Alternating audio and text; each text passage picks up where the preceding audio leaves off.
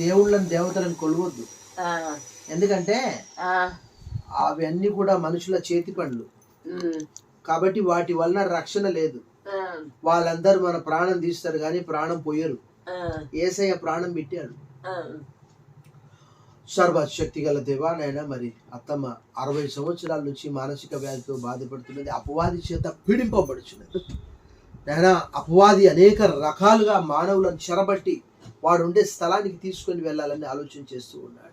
అత్తమ్మను కూడా చెరబట్టుకొని నరకానికి తీసుకొని వెళ్ళాలని ప్రయత్నం చేస్తుంటే నీవు నరకం నుంచి విడిపించడానికి ప్రయత్నం చేస్తున్నావు. ఈ రెండింటి మధ్యలో యుద్ధం జరుగుతూ ఉన్నది. చీకటికి వెలుక్కు, చీకటికి వెలుక్కు, సత్యానికి అసత్యానికి. ఇదిగోనైనా ఇప్పుడు బయలుదేరి వెళ్తుండగా సాయం చేయండి, ప్రయాణపు దీవెనలు దయచేయండి, అపవాది చేతిలో నుంచి విడిపించండి. మరలా హైదరాబాద్లో మంచి ట్రీట్మెంట్. ఇప్పుడు మరి మానసిక పరిస్థితి బాలిక ఒకటే ఏడుస్తుంది, నాకు చేత కాకుండా అవుతుంది. మంచి స్వస్థత దయచేయమని యేసు నామములో ప్రార్థిస్తున్నాం తండ్రి. ఆమేన్. యేసయ్యా యేసయ్యా.